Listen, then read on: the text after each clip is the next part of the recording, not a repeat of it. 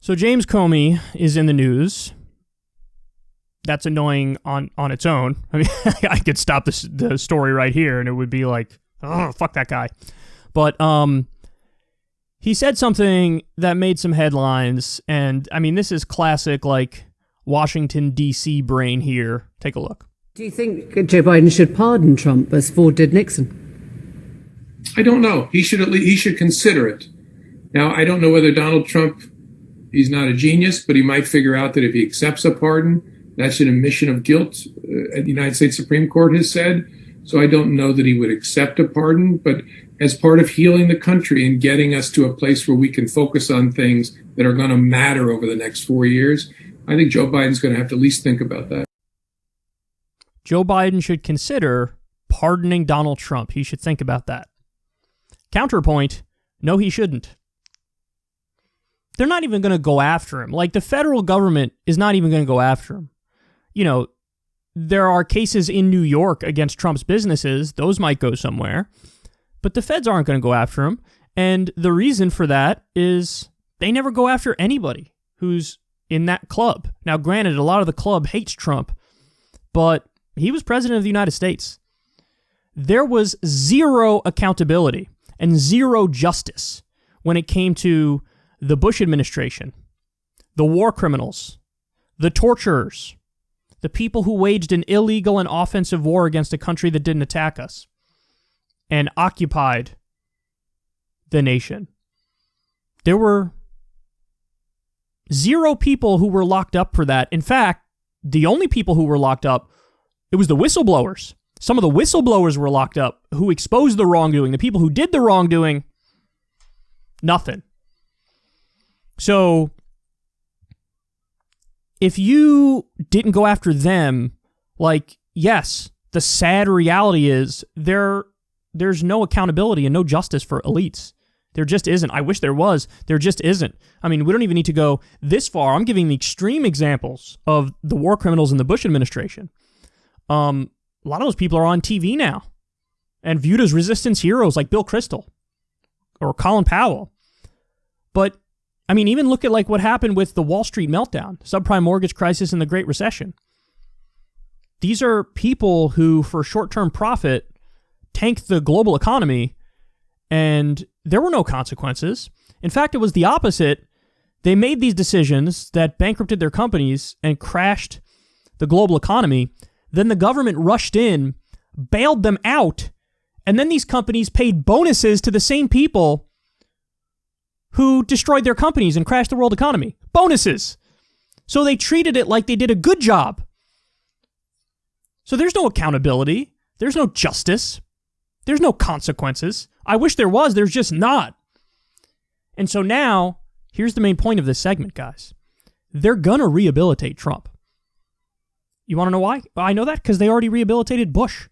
Bush has already been fully rehabilitated. Bush left office. I just looked at the numbers the other day because I wasn't sure exactly what it was. There was one poll that had him at 29%, or I'm sorry, 25%, and then there was another poll that had him at a 22% approval rating. 22%. That's what happened when Bush was leaving office. Now, we're going to get to the story on Trump's approval rating later. It's in Bush territory. But yeah, why wouldn't they rehabilitate him? They already rehabilitated George W. Bush, who was just as bad, if not worse than Trump. In different ways, admittedly. But they already rehabilitated Bush. Why wouldn't they rehabilitate Trump? And there's going to come a time, I don't know when the year's going to be, there's going to be like a President Carrot Top who declares martial law, and people are going to yearn for the good old days when Trump only flirted with,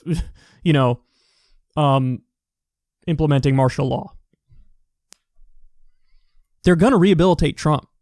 Prepare yourself. I mean, if James Comey is already talking about, maybe you pardon him for unity or whatever, they're going to rehabilitate him. Listen, the way it's supposed to work, justice is supposed to be blind. Nobody's supposed to be above the law. I mean, we should have prosecuted all the war criminals, all the torturers. We should have prosecuted all the people who participated in the financial meltdown and really made it so that millions of people lost their homes. A lot of people should have went to jail.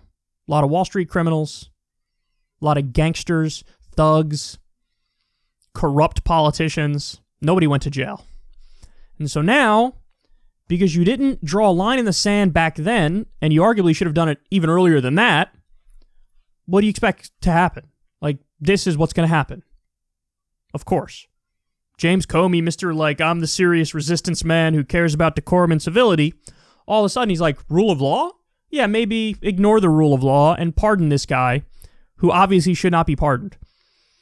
Now, by the way, let's get specific. What exactly are the things that Trump did that are beyond the pale? Well, where do I even begin? There's a million things he did. He increased the illegal drone war 432%. He continued bombing the 8 different countries that the previous administration was bombing. He did an illegal assassination of a top Iranian commander, General Soleimani, who was on the ground fighting ISIS at the time. The list goes on and on. His first strike as president killed a little girl. A lot of people don't know that story. I'm one of the few people who've been talking about that story nonstop. Then, of course, you get into the corruption stuff, the violation of the Emoluments Clause. I think it was impeachable that he gave a multi-billion-dollar weapons deal to Saudi Arabia while he was taking money from them through his hotel, and they were committing a genocide with those weapons in Yemen. If that's not impeachable, I don't know what is. I mean, you have everything there. You have corruption, you have genocide. I mean, it's as bad as it gets. And then again, like we discussed beyond that, he's got regular business crimes that he's done, and that's what they're looking at in New York. The Attorney General of New York is looking at his business crimes. There's serious business crimes. Tax fraud, for example. He loves to overvalue his assets when bragging about them and undervalue his assets when it comes time to pay taxes.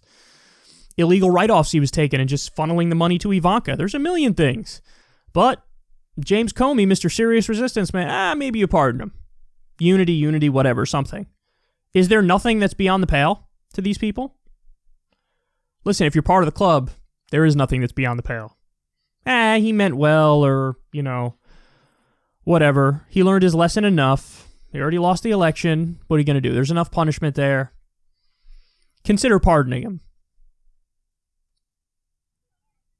What a vicious cycle. And then we have the nerve to go around to the rest of the world and lecture them. We do. We lecture them. We lecture the rest of the world about freedom and liberty and justice and democracy. And sometimes we got to do regime change elsewhere because, God forbid, leaders of foreign countries are like breaking the law or something. Can't have that. The hypocrisy is immense and overwhelming and should be pretty clear to you. No, none of these people deserve a pardon. You should throw the book at them.